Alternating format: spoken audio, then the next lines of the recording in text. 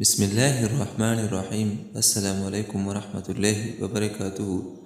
رمضان میں ہر دعا قبول ہوتی ہے۔ ماں باپ کی مغفرت کے لیے یہ دعا پڑھیں۔ اگر آپ چاہتے ہیں کہ ہمارے والدین کی یعنی کہ ماں باپ کی مغفرت ہو جائے تو ان کے لیے یہ دو دعائیں ضرور پڑھا کریں۔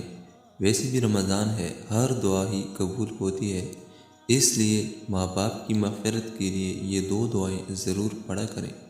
انشاءاللہ الرحمن اللہ تعالیٰ والدین کی مغفرت فرما دے گا۔